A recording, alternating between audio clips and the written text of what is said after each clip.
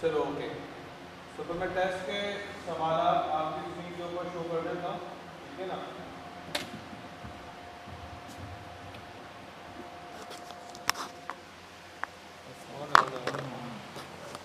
Charging नहीं लगी उसमें, दो है चल जाएगा।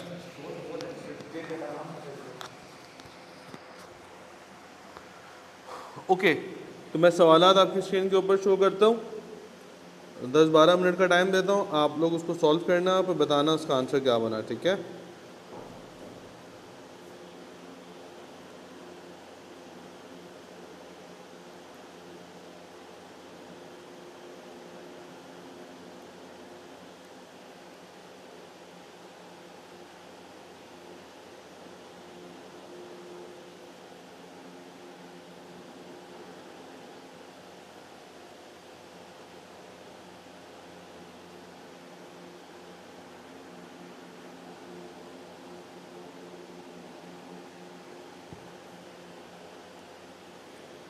तो सबसे पहले मैं 2 सवाल आपकी स्क्रीन के ऊपर शो करता हूँ।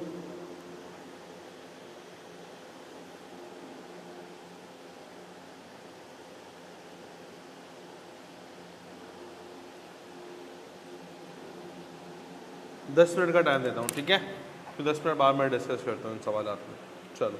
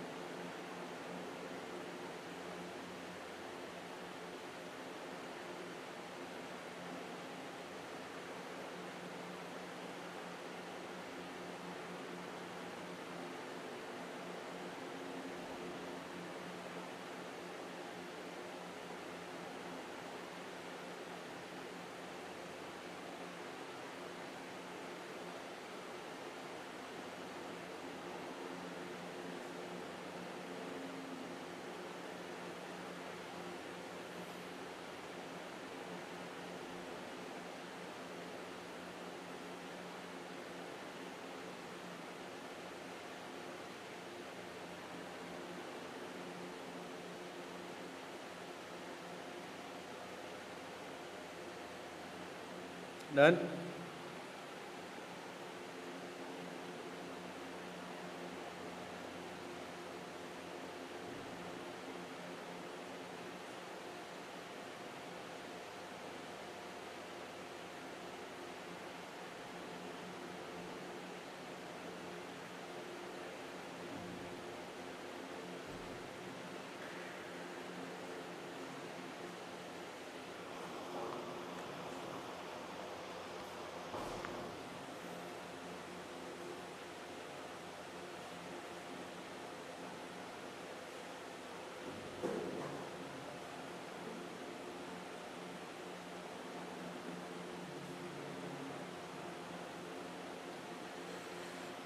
शाबाश, जल्दी से कर लें, पर डिस्कस करते हैं भाई, सही है।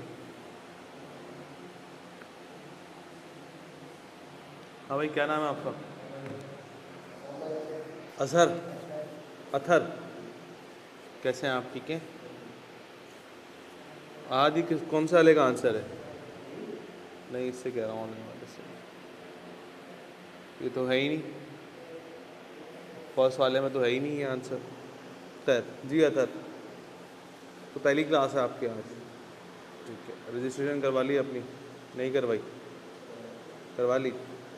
अच्छा देखो, मेरी ना 2 क्लासेस हो चुकी हैं, ठीक है। आज तीसरी है अपनी, कौन सी है भाई? आज मेरी तीसरी क्लास है, ठीक है ना।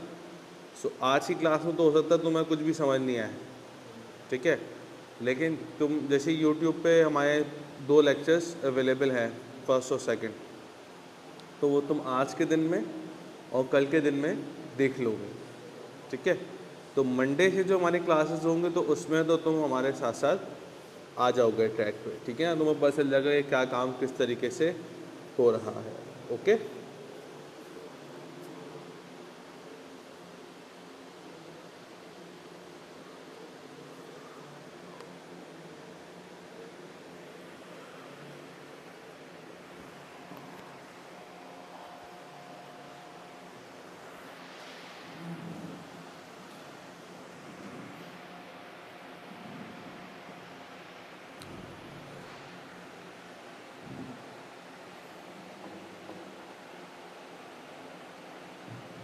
पोर्टल दे दिया इन लोगों ने आपको या नहीं दिया?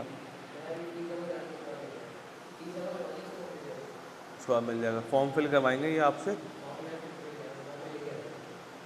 हाँ, तो वो बस जैसे ही करोगे फिलअप तो आपको पोर्टल मिल जाएगा। लेकिन अभी पोर्टल की ज़रूरत नहीं होगी, इनिशियल जो लेक्चर्स हैं हमारे वो तो यूट्यूब के ऊपर अवेलेबल है। जैसे ही तुम हमारा यूट्यूब चैनल खोलोगे ना एसटीडी सॉल्यूशंस का, तो उस पर स्टार्टिंग में ही तुम्हें ये लेक्चर मेरे वाले भी मिल जाएंगे और इकोनॉमिक्स के ही मिल जाएंगे। अकाउंटिंग क्लासेस मैंने कराई नहीं है अब तक, ठीक है ना। 1 हफ्ते बाद मैं अकाउंटिंग शुरू कराऊँगा, ठीक है। तो वो तो तुम जब तक साथ साथ ही चल पड़ोगे हमारे।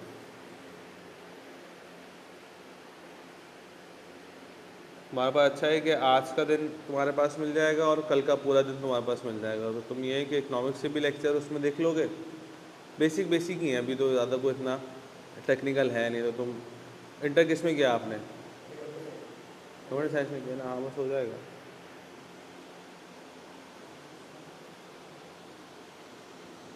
लेकिन मंडे से फिर क्लासेस छोड़ना नहीं, ताकि वरना फिर गैप आ जाएगा ना, तो फिर वो चेन टूट जाएगी आपकी। हाँ भाई, हुआ क्या? तुम गिरदान कर रहे हो बैठे हुए? 18? 18 का है? आहत कह रहा है सेकंड का ए, फर्स्ट का उसका मैच नहीं कर रहा। ओके चलो आओ देखते हैं भाई, आओ डिस्कस करते हैं, छोड़ो आ जाओ। सबसे पहले मैं पहला वाला सवाल लगाता हूँ।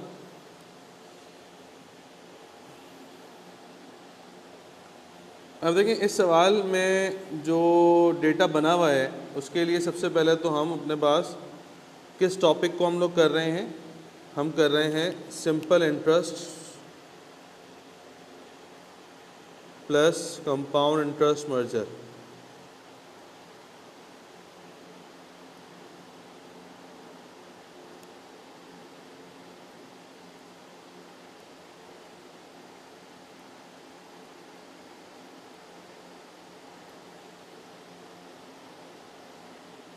अच्छा, एक बात का ध्यान रखिएगा, बहुत सारे लोग जो हैं वो मर्जर पे सवालात नहीं करवाते, ठीक है ना।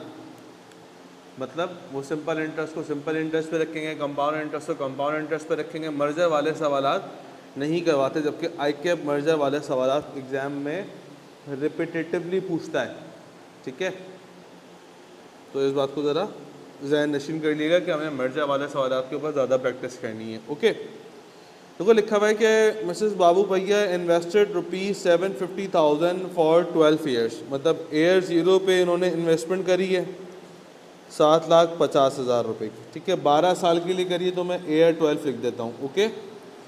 Bank provides compound interest for 4.5% for the first 4 years. शुरू के 4 साल तक का जो रेट है वो 4.5% है, ओके। एंड 7% टिल AR10, और AR10 तक का रेट जो है वो 7% है। फिर कह रहा है देन आफ्टर बैंक स्विचेस इस policy to compound simple interest and provides 10% for the remaining period. तो रिमेनिंग पीरियड हमारे पास कितने साल का हो गया भाई? 2 सालों का। 2010 तक का तो रेट दिया हुआ था ना, तो 10, 11 और 12 2 सालों का रेट हमने उसने 10% दे दिया। लेकिन याद रखने वाली बात यह है कि एयर ज़ीरो से एयर 12 तक का जो हिसाब है, एयर ज़ीरो से एयर 10 तक का जो हिसाब है भाई, वो कंपाउंड इंटरेस्ट के ऊपर है, ठीक है। और एयर 10 से जो एयर 12 तक का हिसाब है वो सिंपल इंटरेस्ट के ऊपर है। आ रही बात समझ में? अच्छा, अगर मैं इसको सिर्फ एयर 10 तक देखूं, वो 12 वाला छोड़ दो, सिंपल इंटरेस्ट, सिर्फ अगर मैं एयर 10 तक देखता हूं तो मुझे ये compound interest with multiple rate नज़र आते हैं। ऐसे ही है ना, 2 रेट हैं। और मैंने कहा था compound interest with multiple interest rate के अंदर आप फॉर्मूला अप्लाई करोगे, S = P 1 + I की पावर n 1 + I की पावर n। इसमें P का मतलब क्या है? प्रिंसिपल वैल्यू, जो कि आपने एयर ज़ीरो पर जमा कराया था, लिख दो 7.5 लाख रुपए। I का मतलब होता है इंटरेस्ट रेट। पहला इंटरेस्ट रेट क्या है? 4.5%, लिख दो। अच्छा, ये कितने सालों तक के लिए था? एयर 4 तक के लिए था। तो एयर ज़ीरो से लेकर एयर 4 तक कितने साल होते हैं भाई? अतर आप बताओ। 4 साल होंगे। पावर कितनी आ जाएगी? 4, ठीक है। अच्छा, फिर दोबारा रेट लगा हुआ है कितने %? 7%। वो कितने सालों के लिए है? एयर 4 से लेकर एयर 10 तक था ना, 6 सालों के लिए। तो ये शुरू के 10 साल की हमने कैलकुलेशन कर ली है। आ रही है बात समझ में? इस बताओ कितना बनता है, ये कैलकुलेट करो ज़रा।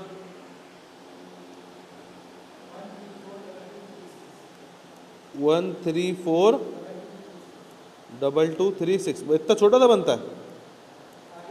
आज कंफर्म करो भाई जल्दी से, शाबाश।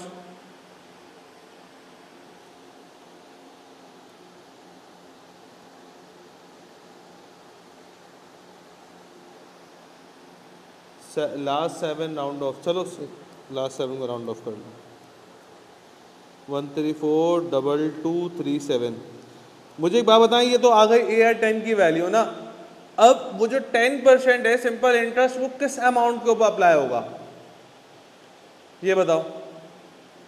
10% जो है वो सिंपल इंटरेस्ट का था, अब वो किस अमाउंट के ऊपर अप्लाई करेंगे? कौन अमाउंट बताओ? अमाउंट 7,50,000 पे अप्लाई करेंगे हैं? क्यों? हमेशा सिंपल इंटरेस्ट किसके ऊपर अप्लाई होता है? प्रिंसिपल वैल्यू के ऊपर अप्लाई होता है। ये बात तो चलो क्लियर हो गई कि आपने ये सही बताया कि 10% 7.5 लाख पे अप्लाई होगा। इस 13 लाख पे अप्लाई नहीं करेंगे। क्यों? क्योंकि सर 13 लाख रुपए जो है वो बैलेंस अमाउंट है। जब भी हमने कहा था कि टाइम लाइन में कोई बीच का अमाउंट होगा तो वो बैलेंस अमाउंट कहलाएगा, उसके ऊपर सिंपल हाँ कंपाउंड इंटरेस्ट होता तो मैं इसी के ऊपर अप्लाई करता। आ रही है बात समझ में? अब फॉर्मूला बताओ कौन सा अप्लाई करूं? हैं? अब फॉर्मूला कौन सा?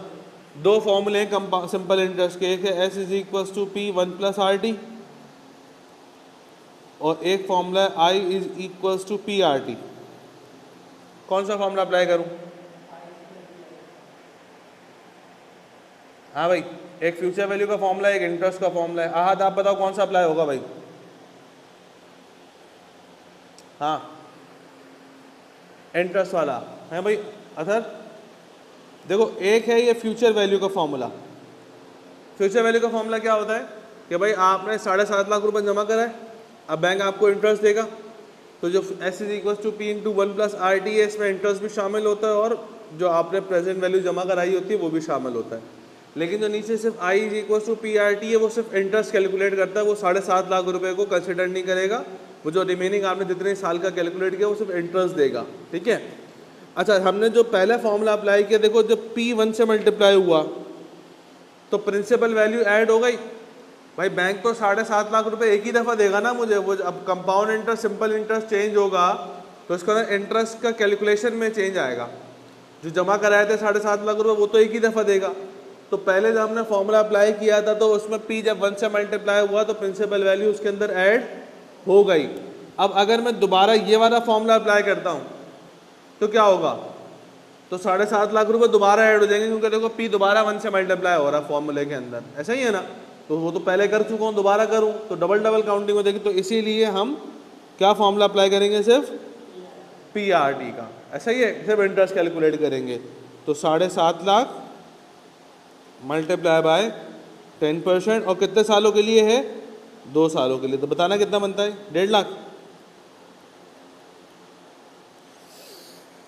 ऐड करो दोनों को, बताओ फ्यूचर वैल्यू कितनी बनती है।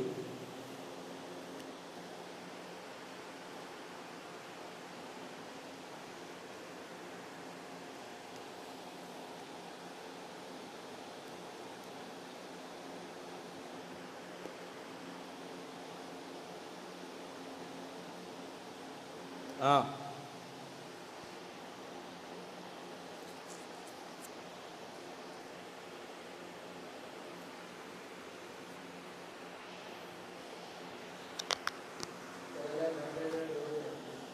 चौदह लाख 92,237 ऐसा। चलो ये तो किसी ऑप्शन में नज़र नहीं आ रहा तो मैं नन ऑफ दीज करके यहाँ पर लिख देता हूँ कि 1492237 ऐसा,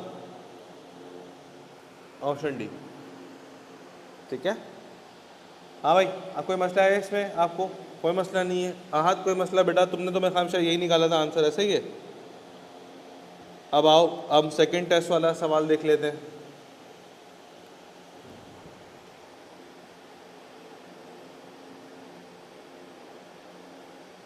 ओके आहत, ओके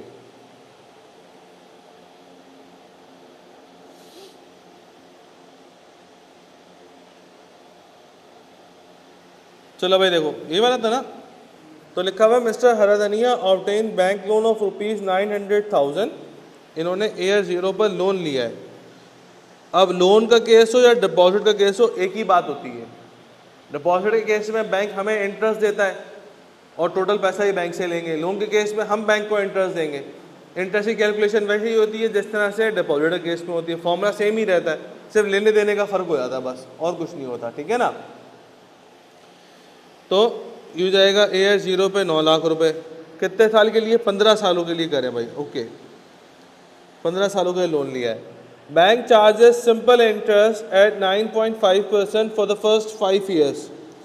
शुरू के 5 सालों में 9.5% इंटरेस्ट चार्ज कर रहे हैं सिंपल इंटरेस्ट से, एंड 9.75% टिल एयर 10, और एयर 10 तक जो है वो 9.75% चार्ज कर रहे हैं। और मैं यहाँ पर लिख देता हूँ कि ये पीरियड जो है वो सिंपल इंटरेस्ट के हिसाब से है। ओके, फिर लिखा हुआ then afterwards bank charges changes its policy and switches to compound interest and charge 12% compounding annually for the remaining period. और रिमेनिंग पीरियड के ऊपर उन्होंने कितने % चार्ज किया है, 12%। लेकिन मसला ये है कि ये तो कंपाउंड इंटरेस्ट के हिसाब से चार्ज हुआ है। ओके, उसमें पहले क्या था, पहले कंपाउंड था बाद में सिंपल था, यानी पहले सिंपल है बाद में कंपाउंड है, तो कोई मसले वाली बात नहीं है। आ जाओ, पहले हम शुरू के 10 सालों की वर्किंग करते हैं कि 10 सालों पर एक ही फॉर्मेट यूज़ हो रहा है।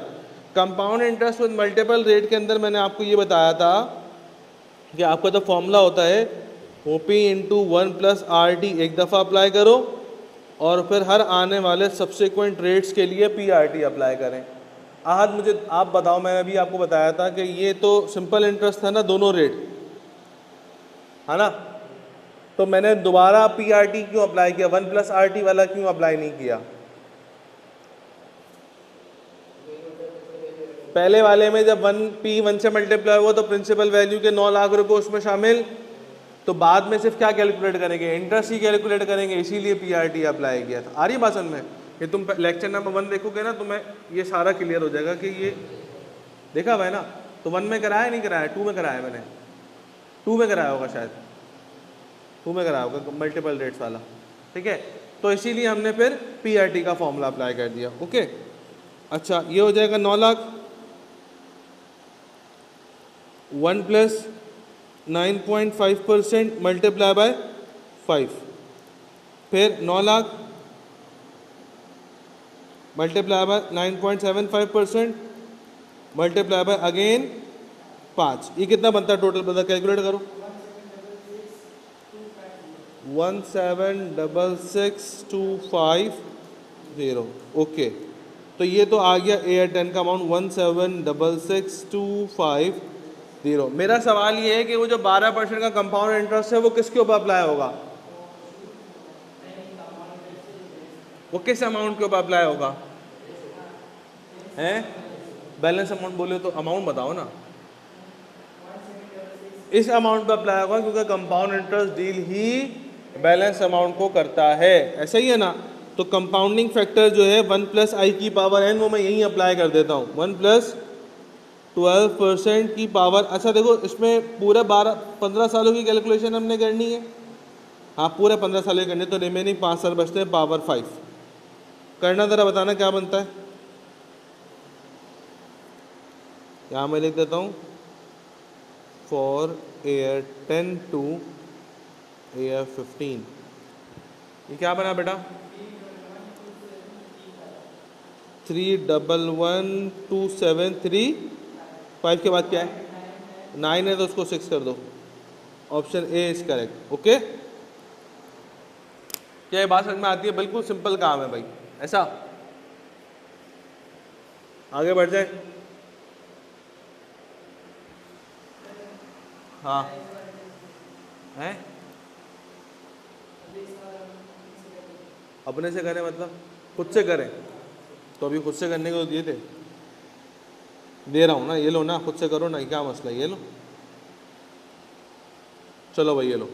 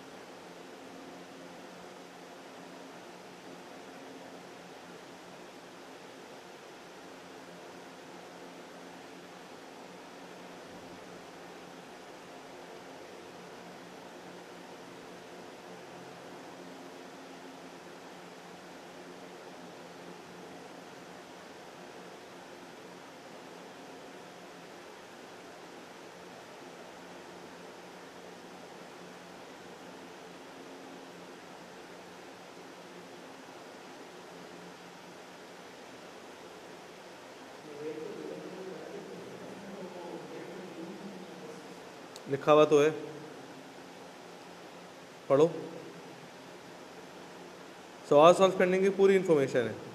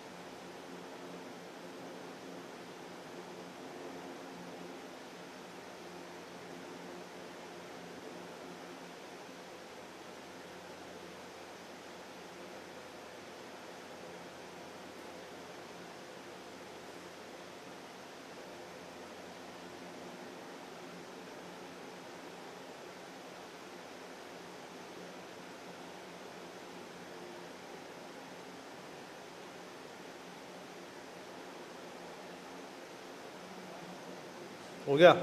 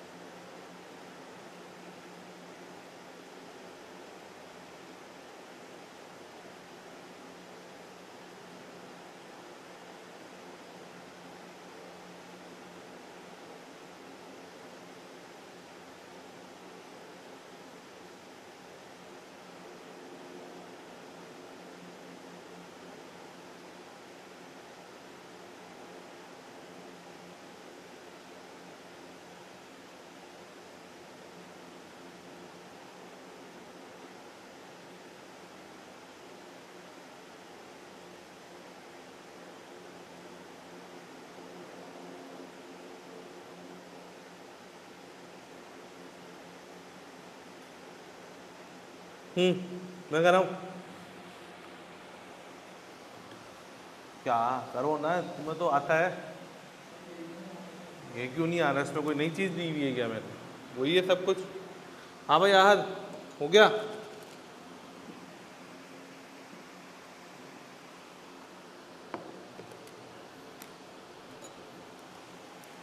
चलो आओ मैं कराता हूँ। देखो लिखा, Bablu invested 1/2 of his savings in a bond that paid simple interest for 2 years and received 550 as an interest। अच्छा, बॉन्ड क्या होता है? इसमें हम एक पूरी क्लास रखेंगे ताकि बॉन्ड क्या होता है, किसको बोलते हैं, किस तरीके से उसका मैकेनिज्म काम करता है, तो हम तब करेंगे जब डिस्काउंटिंग हम साथ करा रहे होंगे, ठीक है ना? अभी समझ लो बॉन्ड एक पेपर होता है बस, उसके ऊपर इंटरेस्ट मिलता है, ऐसा समझ लो जिस तरह से डिपॉजिट हम कराते हैं, ठीक है? अच्छा, कह रहा है उसने अपनी आधी सेविंग सिंपल इंटरेस्ट में लगा दी है। क्या सेविंग्स का अमाउंट बताया उसने कि सेविंग कितनी थी उसके पास? उसने बोला आधी सेविंग्स सिंपल इंटरेस्ट के ऊपर लगा दिए, okay.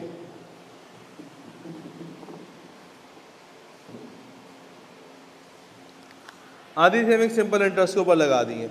He invested the remaining amount in a bond that paid compound interest, और आधा पैसा उसने कहाँ लगाया, कंपाउंड इंटरेस्ट में लगाया, ठीक है। For the same 2 years at the same rate of interest and receive 605 as a interest.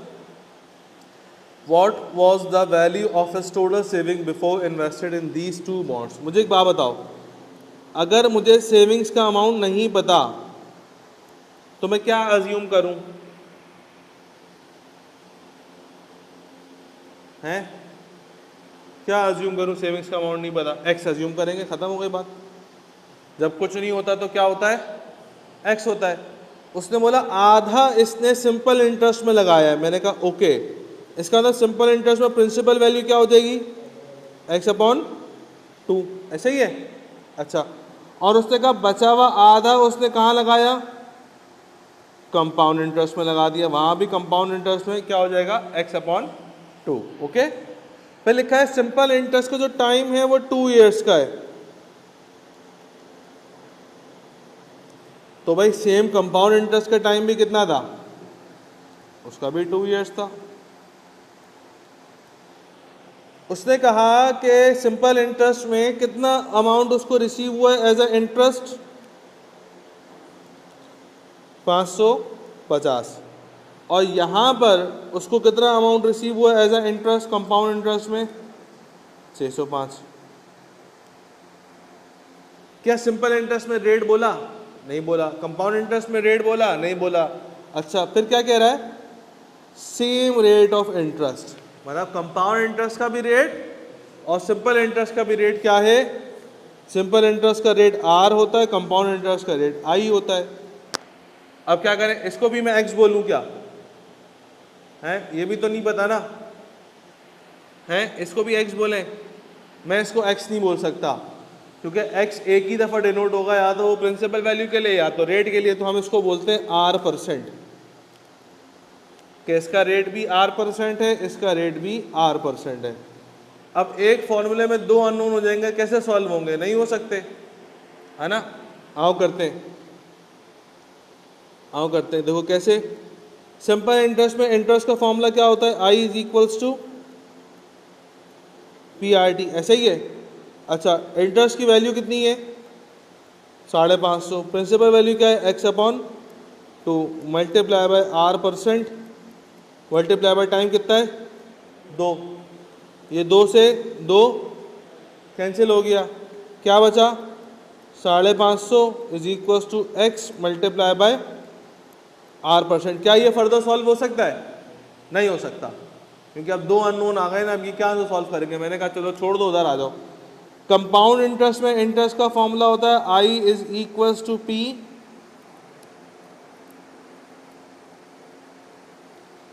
1 plus I की पावर n-1। हमने कहा ओके, इंटरेस्ट कितना है, 605, प्रिंसिपल वैल्यू कितनी है, एक्स अपॉन 2, आई कितना है, R%, टाइम कितना है, 2 साल, -1। एक्स के जो 2 है डिवाइड कर रहा है, मैंने क्या मल्टीप्लाई करेगा, कितना हो जाएगा, 1200 एक्स 1 प्लस R% का स्क्वायर -1। अब क्या करूं, वो भी सॉल्व नहीं हो सकता, है ना। लेकिन क्या कुछ वेरिएबल्स कॉमन आ रहे हैं तुम्हारे पास, हैं, वेरिएबल कॉमन आ रहे हैं, हाँ आ रहे हैं ना, उधर भी एक्स है, इधर भी एक्स है, इधर भी आर है, इधर भी आर है, ऐसे ही है ना। मैं काम करता हूँ, यहाँ से एक्स की वैल्यू निकालता हूँ, तो R% वहाँ मल्टीप्लाई कर रहा है, यहाँ के डिवाइड करेगा, ये हो जाएगी किसकी वैल्यू, एक्स की वैल्यू। इस एक्स की वैल्यू को मैं सब्स्टिट्यूट करवाता हूँ यहाँ पर,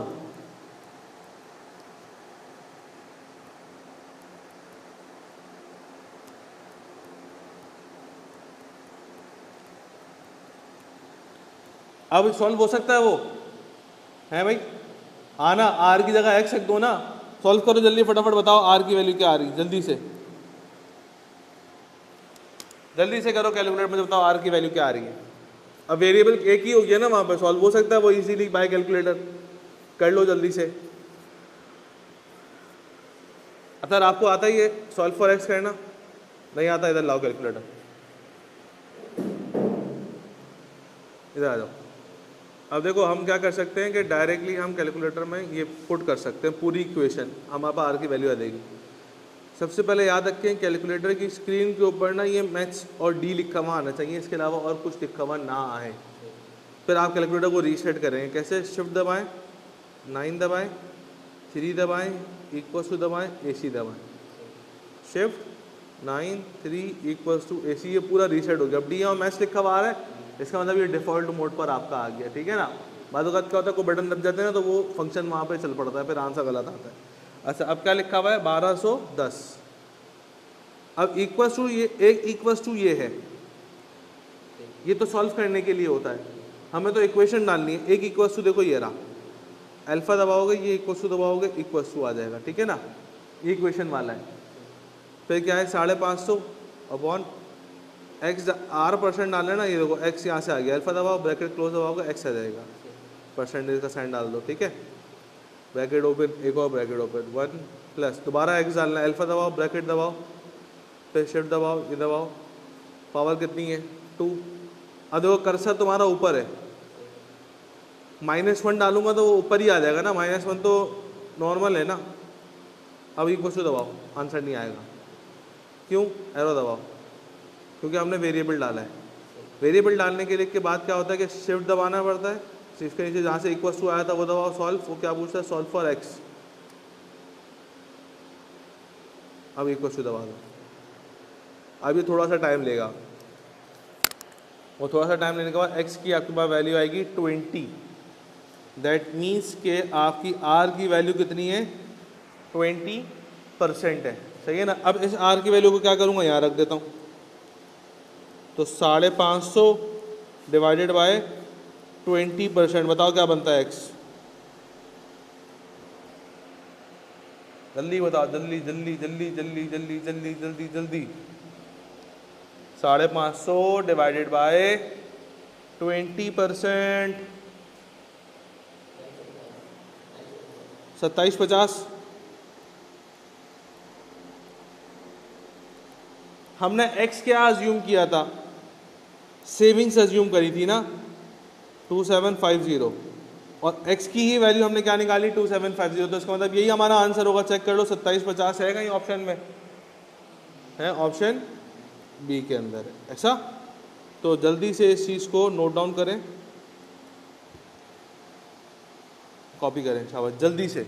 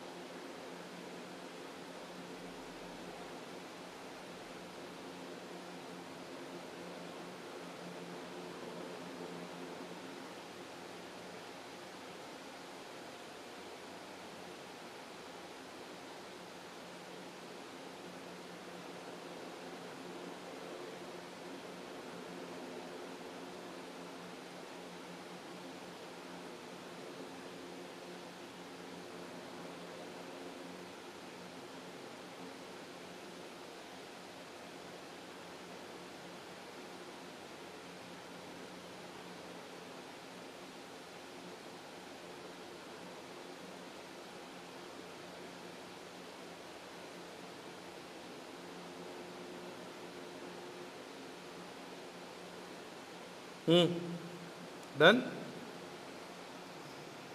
चलो ओके आ जाओ। अब देखिए एक बात को याद रखिएगा, हमने कंपाउंड इंटरेस्ट के अंदर अभी एक वर्ड पढ़ा था, शायद आप लोगों ने गौर ना करा हो, ऊपर वाले सवाल में था। ये क्या वर्ड लिखा हुआ है? Compounded annually. कंपाउंडेड एनुअली का मतलब क्या होता है? साल में एक दफ़ा इंटरेस्ट मिलना। एनुअली मतलब साल में एक दफ़ा इंटरेस्ट मिलना, ठीक है। तो सर साल में क्या एक से ज़्यादा दफ़ा भी इंटरेस्ट मिलता है? जी बिल्कुल। कंपाउंड इंटरेस्ट के केस में साल में एक से ज़्यादा दफ़ा भी इंटरेस्ट मिलता है, जिसको हम लोग बोलते हैं कंपाउंड इंटरेस्ट। हेडिंग लगाओ अपने पास, हेडिंग लगाओ कंपाउंड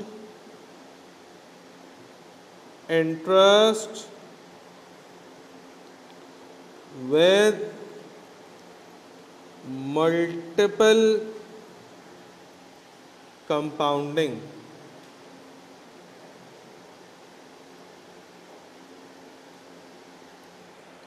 ठीक है, तो compound interest with multiple compounding के अंदर क्या होता है कि हम वो सारे सिनेरियोज देखेंगे जिसमें हमें एक साल में एक से ज़्यादा बार हमें इंटरेस्ट मिलता है।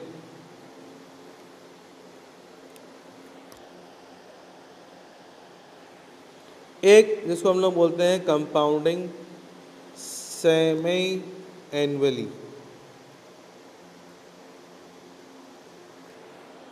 ठीक है, सेमी एनुअली का मतलब क्या होता है कि साल में 6 महीने बाद आपको इंटरेस्ट मिलेगा।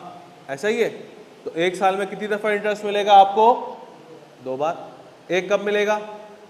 जून में 30 जून को, और एक कब मिलेगा आपको? दिसंबर को। ठीक है ना, कंपाउंडिंग सेमी एनुअली मतलब साल में 2 बार इंटरेस्ट आपको रिसीव होता है। एक फिर इसके बाद है compounding quarterly.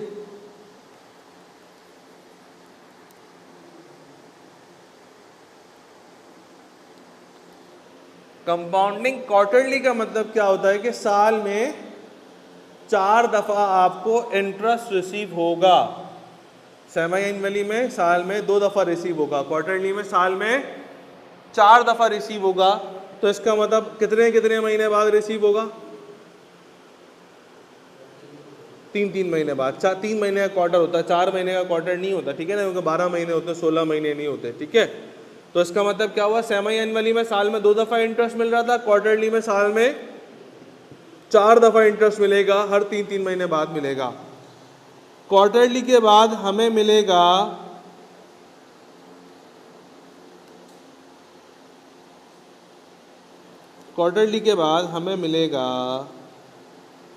Compounding by monthly.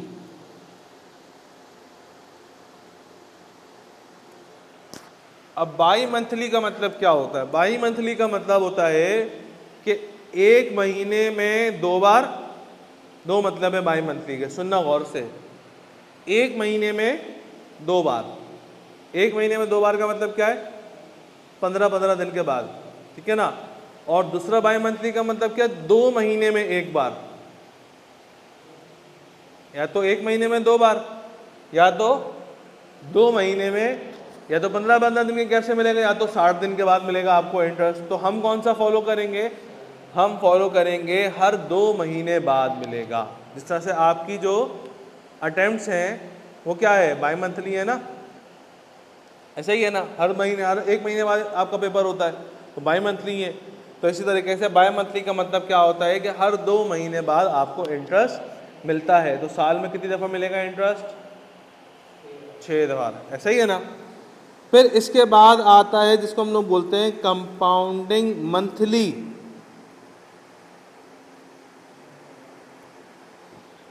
Compounding monthly. Compounding monthly के अंदर क्या होता है कि हर महीने आपको इंटरेस्ट रिसीव होता है। ठीक है, तो साल में 12 बार इंटरेस्ट रिसीव होगा। और इसमें एक और केस है जिसको हम लोग बोलते हैं कंपाउंडिंग कंटिन्यूसली, ठीक है ना। अब कंपाउंडिंग कंटिन्यूसली का मतलब क्या है कि हर एक माइक्रो सेकेंड, हर एक मिली माइक्रो सेकेंड के अंदर भी आपको इंटरेस्ट रिसीव होता है, लेकिन ये प्रैक्टिकल लाइफ में फॉलो नहीं होता। फिर सर कंपाउंडिंग कंटिन्यूसली कहाँ फॉलो होता है? फॉर एग्जाम्पल ये समझो आप एक समंदर है, सही है ना। अब समंदर में मछलियों की कितनी सारी किस्में हैं? अच्छा, जब इतनी सारी किस्में हैं मछलियों की, अनगिनत है ना भाई, अनकाउंटेबल है। अब तक तो समंदर की तह में तो कोई गया ही नहीं है ना, पता थोड़ी चला है किसी को कितनी काइंड्स होती हैं मछलियों की, ठीक है। अच्छा, फिर उनकी कितनी फैमिलीज हैं ये भी नहीं पता, अनकाउंटेबल है, वो भी अल्लाह जानता है, वो तो है ना। फिर अब आपने देखा है कि भाई मिसाल के तौर के ऊपर कोई एक मछली है, वो जब अंडे देती है तो वो काउंटेबल है, अनकाउंटेबल है? भाई फॉर एग्जाम्पल एक येलो कलर की मछली है, ठीक है ना, वो एक वक्त में 2000 अंडे देती है। आपने वीडियोस नहीं देखी, वो मछली के अंडे निकाल रहे होते हैं उसके ब्लैक कलर के, कभी कभार रेस्टोरेंट्स में सर्व होता है, तो वो 2000 अंडे देती है भाई एक वक्त में, ठीक है। तो वैसी तो पता नहीं कितनी अनकाउंटेबल है, तो वो सब दे रही होंगी। और उनसे सिमिलर तो क्या कंपाउंडिंग जो है वो समंदर की अगर हम करेंगे तो वह क्या किस केस में आएगी? मंथली में आएगी, बाय मंथली किस में आएगी? भाई कंटिन्यूसली केस में आएगी ना। हर एक माइक्रो सेकंड में पता चला किसी मछली ने अंडा दे दिया, किसी ने कुछ दे दिया, किसी ने कुछ दे दिया। आ रही मेरी बात समझ में? तो कंपाउंडिंग कंटिन्यूसली जो है वो इन सारे केसेस के लिए होता है अपने पास, ठीक है। रियल लाइफ में ये हमारे पास इंटरेस्ट के केस में एप्लीकेबल नहीं होता, ओके। अच्छा, एक बात को नोट कर लें अपने पास, जब भी नोट लगा लो एक,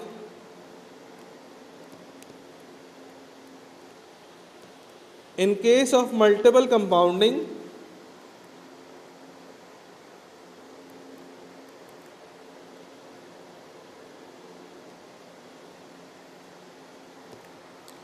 rate of interest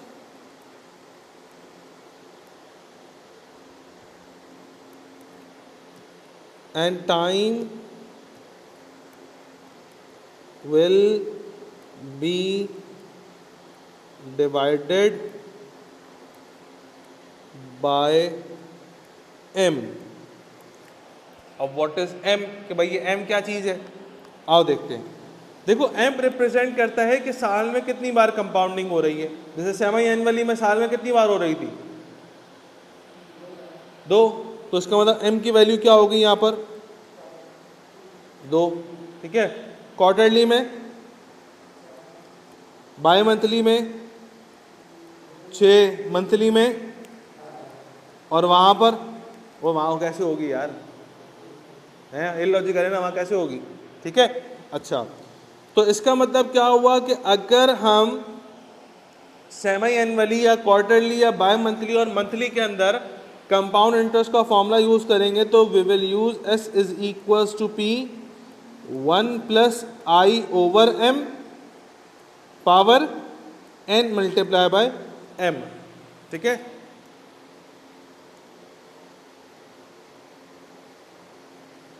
एक काम को डिवाइडेड नहीं लिखो क्योंकि सिर्फ रेट डिवाइड हो रहा है ना। Time and rate of interest will be affected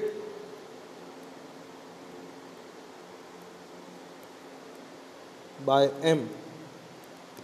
अब वो इफेक्ट क्या आएगा उनके ऊपर कि रेट ऑफ इंटरेस्ट जो है वो डिवाइड होगा m से, और पावर भी क्या होगी, मल्टीप्लाई होगी m से। रीजन क्यों होगा, आओ एक एग्जांपल समझाता हूँ।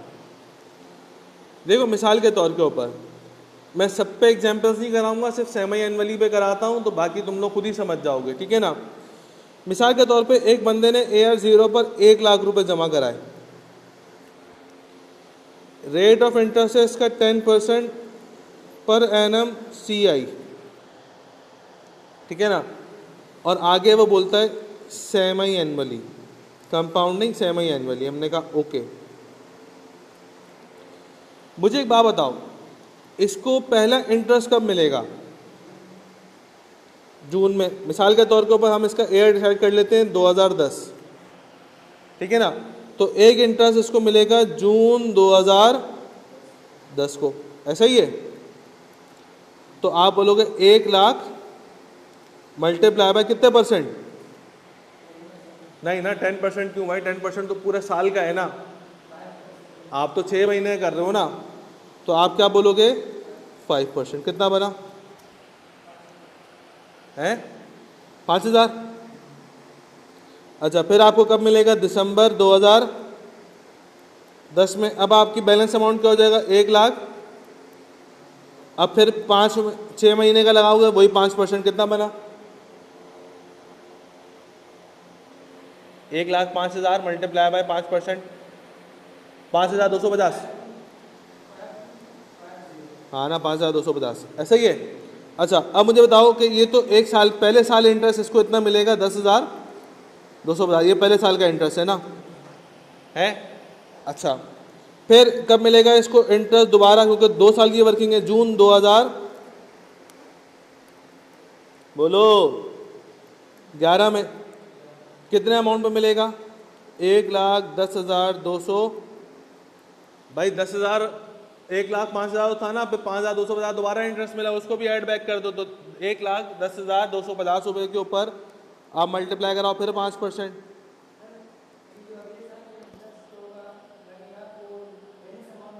तो जाहिर सी बात है, कंपाउंड इंटरेस्ट तो बैलेंस अमाउंट पे ही आता है ना बेटा। क्या बना अब इंटरेस्ट?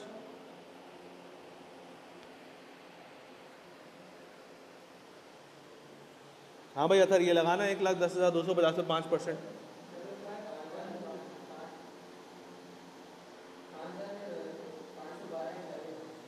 5,512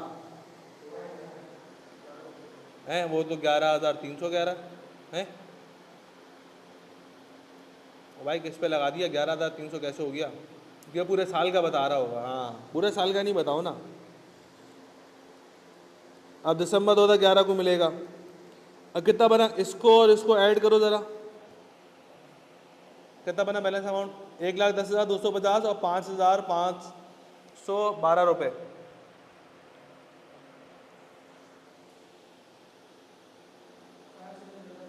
हैं? क्या?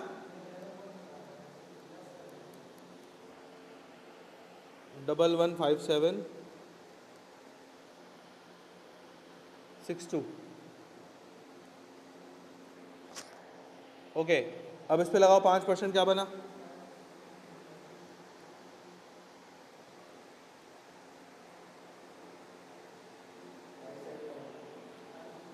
5,788। ओके, मुझे एक बात बताओ कि टोटल इसको 2 सालों में कितनी बार इंटरेस्ट मिला? 4 बार। और रेट हमने क्या यूज किया? 5% यूज किया ना, 10% क्यों यूज नहीं किया? सर 6 6 महीने की कहानी कर रहे हैं, तो फिर 10% क्यों यूज करेंगे?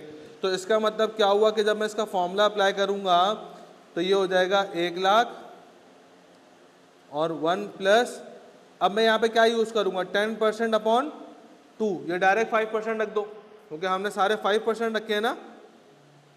ओके। अच्छा, कितनी बार इंटरेस्ट मिला? 4 बार इंटरेस्ट मिला। तो जब पावर को आपने रेट को क्या किया था? रेट को सेमी एनुअली में कन्वर्ट किया, तो टाइम आपका 2 इयर्स है, तो उसको भी तो सेमी एनुअली में कन्वर्ट करोगे, तो 2 इयर्स के अंदर कितने सेमी एनुअली आएंगे? 4। तो पावर भी कितनी होनी चाहिए? 4। तो 2 को किससे मल्टीप्लाई करूँ? 2 से ही मल्टीप्लाई करूंगा तो वो भी 4 हो जाएगी। आ रही मेरी बात समझ में? तो पावर का और रेट का मैं पहले ही बता चुका हूँ, मैग्नीट्यूड हमने सेम रखना है। अगर कंपाउंडिंग सेमी एनुअली है तो रेट भी सेमी एनुअली रखेंगे और पावर को भी सेमी एनुअली के अंदर कन्वर्ट करेंगे। क्या ये बात भेजे में बैठती है या नहीं बैठती है भाई? अब आप इसको सॉल्व कर लोगे तो ये आंसर आपका वही आ रहा होगा जो हमने यहाँ से निकाला। बताना बेटा कितना बन रहा है ये?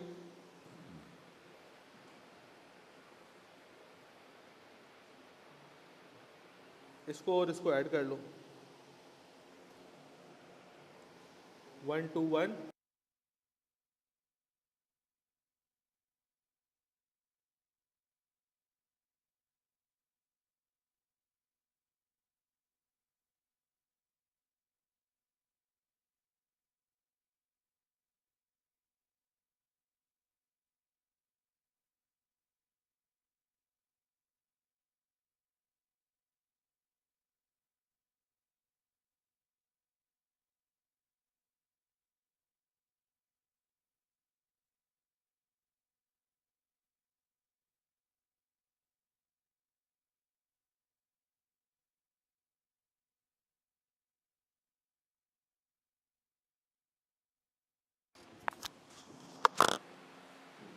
आप चेक करो, आवाज आ रही है अब?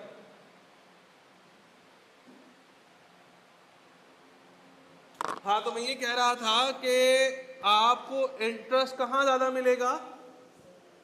मंथली ओ एनुअली से ज्यादा कहाँ मिलेगा? सेमी एनुअली में, उससे ज्यादा क्वार्टरली में, क्वार्टरली से ज्यादा बाई मंथली में, और उससे ज्यादा मंथली के अंदर, और उससे ज्यादा कंटिन्यूसली के अंदर, ठीक है ना? लेकिन क्यों?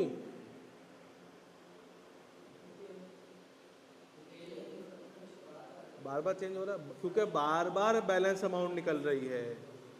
अब देखो ना, मिसाल के तौर के ऊपर अगर मैं एनुअली में जमा कराता हूं तो 1 लाख रुपए के ऊपर 10% अप्लाई करता कितना बनता? 10,000, है ना? जबकि सेमी एनुअली केस से मुझे कितना रिसीव हुआ है? 10,200। क्यों रिसीव हुआ 250 रुपये ज़्यादा? वो इसलिए रिसीव हुआ सर क्योंकि ये 5,000 रुपये के ऊपर भी इंटरेस्ट मिल गया ना, बैलेंस अमाउंट आ गई बीच में। तो क्वार्टरली के अंदर फिर 4 बैलेंस अमाउंट डालेंगे बीच के अंदर, तो फिर इंटरेस्ट पे भी इंटरेस्ट मिल जाएगा। मंथली के अंदर बाय मंथली में ज़्यादा बैलेंस अमाउंट निकलती रहेंगी तो उन पर इंटरेस्ट मिलता रहेगा। हाँ बिल्कुल यार। तो इसका मतलब ये हुआ कि मल्टीपल कंपाउंडिंग इफेक्ट की वजह से हमें ज़्यादा दफ़ा इंटरेस्ट मिलता है। बैलेंस अमाउंट निकलती रहेगी, इंटरेस्ट की परसेंटेज अप्लाई होती रहेगी, तो इंटरेस्ट ज़्यादा मिलता रहेगा। क्या ये बात समझ में आती है आप लोगों के? जल्दी से इस चीज़ को कॉपी करें ताकि फिर हम आगे बढ़ें।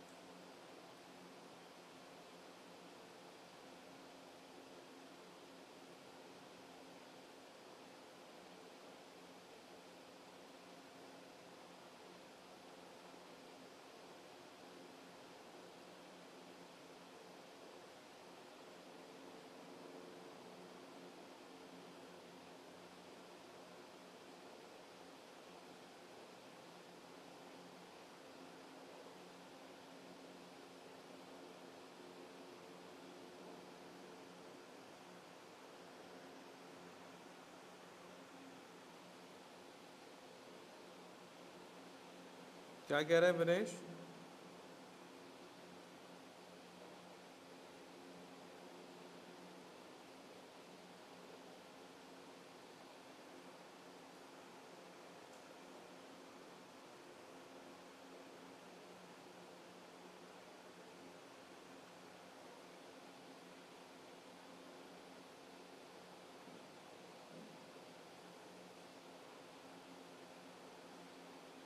देखो, जो सवाल एडमिन से पूछने वाले हैं, जो सवाल एडमिन से पूछने वाले हैं वो एडमिन से पूछो, जो सवाल मुझसे पूछने वाले हैं वो मुझसे पूछो। एडमिन का डोमेन है, सही है ना? मुझसे पूछो भाई क्या मसला है, क्यों नहीं है।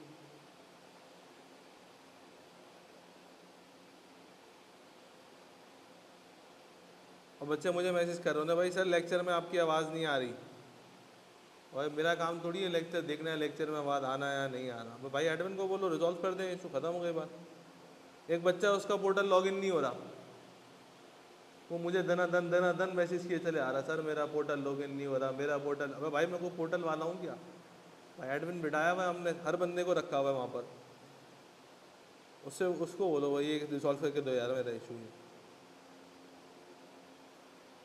हाँ, अगर एडमिन कहीं आपको रिस्पॉन्ड नहीं करता या आपका मसला हल नहीं करता, एडमिन का लास्ट सीन थर्सडे का आ रहा है, तो उसके बाद मैसेज किया दोबारा उसको। और कभी भी आपके साथ ऐसा हो कि आपने कोई एडमिन को मैसेज किया है और एडमिन का आपको टाइमली रिस्पॉन्ड नहीं आ रहा, एक दिन गुजर गया, 1.5 दिन गुजर गया, एक दिन का वेट करो, ठीक है ना? उसके बाद उसको रिमाइंडर डालो अगले दिन, तब भी उसका रिप्लाई नहीं आता तो वो स्क्रीनशॉट लें और स्क्रीनशॉट लेके मुझे भेज दें, बाकी मैं देख लूँगा, ठीक है ना? सही है, एक दिन का उसको टाइम दें, कॉल कर लो आप। मैं किसको कॉल कर लूँ भाई? किसे कॉल करूँ? तुम्हें कॉल करूँ मैं?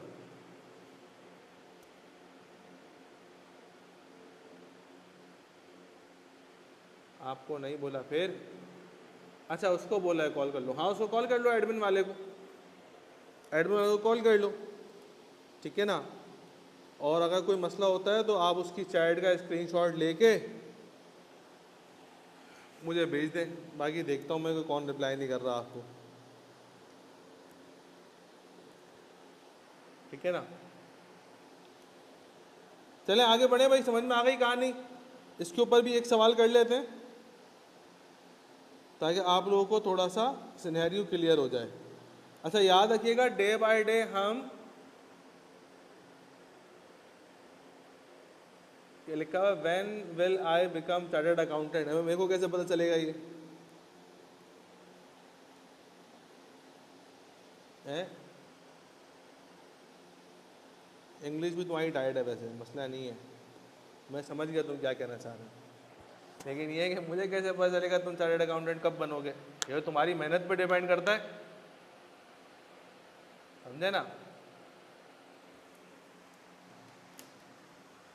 आहद कह रहा है टुमारो, ये जल्दी हो गया आहद, वो तो चाहता है आज शाम तक मुझे मिल जाए, कल से तो जॉब पे ज्वाइनिंग दूंगा मैं, CFO। 1 साल में हो जाएगा पूरा। अब भाई बहुत सारी चीज़ों में टाइम लगता है, 1 साल में रिजल्ट नहीं आता है, मल्टीपल अटैम्प्ट लगानी पड़ती है।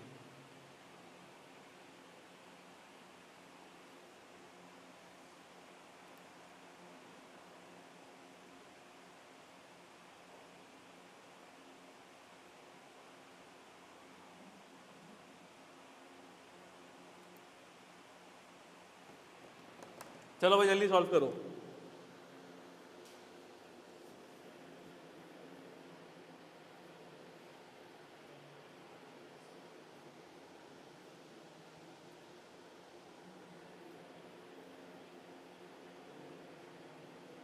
अच्छा, एक चीज़ को ध्यान में रखिएगा कि डेमो क्लासेस के जो लिंक्स हम ग्रुप के ऊपर डाल रहे थे वो आज लास्ट डे है, इसके बाद डेमो क्लासेस के लिंक्स ग्रुप पर शेयर नहीं होंगे, ठीक है? जो भी बच्चा ऑनलाइन क्लास ले रहा है वो लिंक ना मांगे, क्योंकि उसको लिंक पोर्टल पर मिलेगा आज के बाद से, ठीक है। क्योंकि एनरोल करा लें, डेमो क्लासेस थी, हफ्ता डेढ़ हफ्ता हो चुका है डेमो क्लासेस, आज लास्ट डे डेमो क्लासेस का। नेक्स्ट जो भी क्लास होगी मंडे से ऑनवर्ड्स, जिसको ऑनलाइन लेना है वो पोर्टल से क्लास ज्वाइन करेगा, पोर्टल के ऊपर टाइम लिंक सब आ रहा होगा, वहाँ से ज्वाइन करेंगे, ठीक है।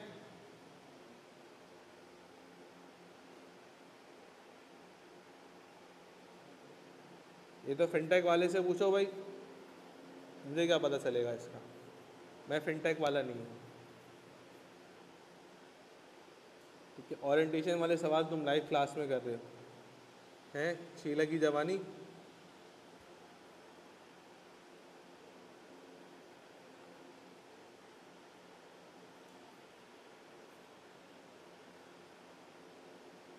हाँ भाई हो गया, चलो ओके आओ डिस्कस कर लेते हैं। देखो लिखा हुआ person borrow ₹50,000 for 2 years, okay, for 2 years and an interest rate of 12% compounding monthly, ठीक है ना।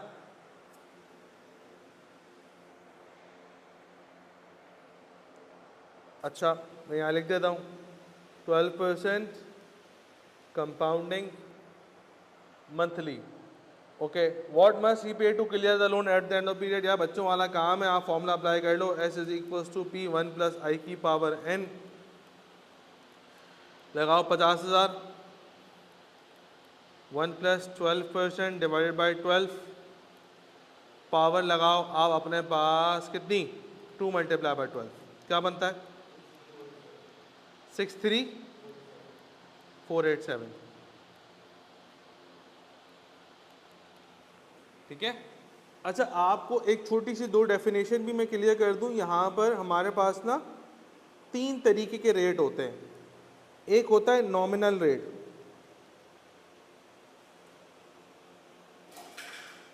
एक होता है period rate,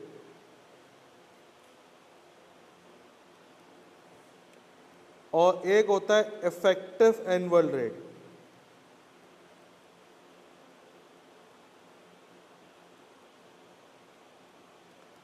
effective annual rate को हम बाद में देखेंगे, ठीक है ना, पूरी क्लास है इसके ऊपर। नॉमिनल रेट क्या है, जैसे यहाँ पर पूरे साल का रेट क्या था 12%, तो that is your nominal rate.